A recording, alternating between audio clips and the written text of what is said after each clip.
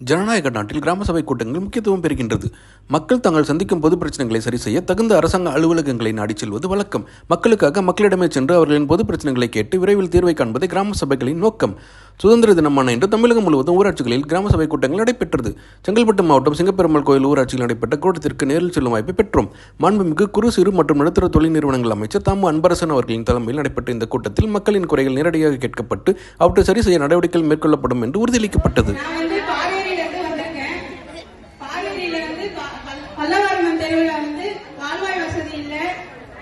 அது நாங்க 5 முறை நாங்க மனு கொடுத்துட்டோம். 5 தடவை மனு கொடுத்தா எங்களுக்கு இதுவரை எந்த நடவடிக்கையும் எடுக்கல. இந்த நிகழ்ச்சி தொடர்ந்து நடைபெறுவது உள்ளாட்சி மன்றத்தில் இருக்கிற நிர்வாகம் வெளிப்படைத்தன்மையோடு நடைபெற வேண்டும். வளர்ச்சி திட்டங்களை திட்டமிட்டு செய்திட வேண்டும். பொதுமக்களின் பங்களிப்பை மேம்படுத்துதல், சமூக தணிக்கைக்கு வழிவகுத்ததாலே கிராம சபை நோக்கம் என்ற நோக்கத்தோடு இன்றைக்கு இந்த கிராம சபை கூட்டம் மிகச் சிறப்பாக நடைபெறுகிறது. இந்த கூட்டத்தில் பார்த்தீங்கன்னு சொன்னா இந்த ஊராட்சிக்கு தேவையான குடிநீர் பணிகள், மின்சார பணிகள், அனைத்து கிராம அண்ணா மறுமலர்ச்சி திட்டம், மகாத்மா காந்தி தேசிய ஊரக வேலைவாய்ப்பு உறுதி திட்டம், சுகாதாரம், ஊட்டச்சத்து இயக்கம், பிளாஸ்டிக் பொருள் உற்பத்தியை தடை செய்தல், தூய்மை பாரத இயக்கம், ஜல்ஜீவன் திட்டம், வேளாண்மை திட்டம், நமக்கு நானே திட்டம், மகளிர் திட்டம், குழந்தைகள் அவசர உதவி எண் பற்றி, முதியோர் உதவி எண் பற்றி, விவசாயிகள் கடன் அட்டை வழங்குவது போன்ற 15 பொருட்கள் குறித்து இந்த கிராம சபை குறித்து விவாதிக்க வேண்டும். நம்முடைய பஞ்சாயத்து செக்ரட்டரி நம்ம பஞ்சாயத்து என்னென்ன பண்ணிருந்தீங்க, அது அவங்களுக்கு விளக்கமா எடுத்து எவ்வளவு செலவு பண்ணிருக்கீங்க, எவ்வளவு வரவு வந்திருக்குன்னு சொல்லியிருக்கிறாங்க.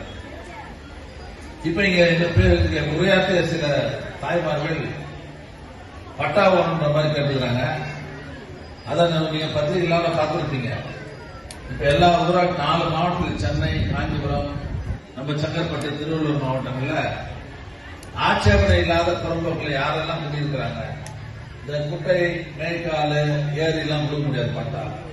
அது இல்லாம ஆட்சேபனை இல்லாத கொடுக்கக்கூடிய தகுதி உள்ள புறம்போக்கில் யாரெல்லாம் குடியிருக்கிறார்களோ அவர்களுக்கு பட்டா வழங்க வேண்டும் என்று நம்முடைய முதல்வர் அவர்கள் உத்தரவிட்டு இதுக்கு கிராம அலுவலர், அதாவது பஞ்சாயத்தில் இருக்கிற கிராம பிஏஓ, ஆர்ஐ எல்லாம் இன்னைக்கு கிராமமா கணக்கு எடுத்துக்கிறாங்க.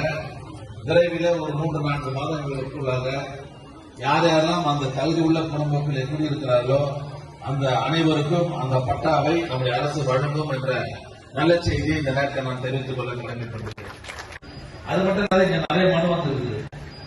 இதுல பாத்தீங்கன்னு சொன்னா சந்தைமேடு கிராம பொதுமக்கள் இபி இந்த தெருவில் இருக்கிற ஆழ்துளை கிணறு போர்வெல் வேலையே செய்யல, அதை சரி செய்து கொடுங்க, எங்க தண்ணியா வரலன்னு சொல்லிட்டு இருக்கிறாங்க. இதையெல்லாம் உடனே இன்றோ நாளையோ அதெல்லாம் சரி செய்யப்படும் என்று நான் தெரிவித்துள்ளேன். அது மாதிரி அபிராமி மோகன கிருஷ்ணன் 8வது வார்டு உறுப்பினர் அங்கன்வாடி கட்டணம் கேட்டுக்கிறாங்க.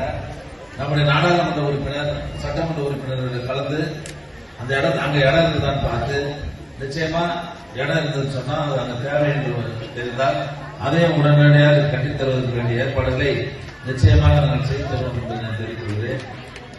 அது மாதிரி மின்கம்பங்கள்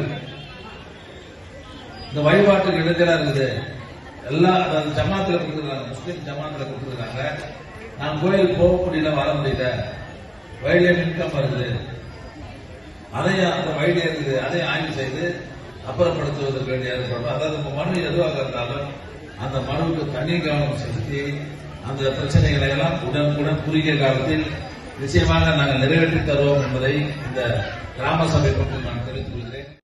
மக்களால் மக்களுக்காக என்ற ஜனநாயக கோட்பாட்டை உணர முடிந்தது.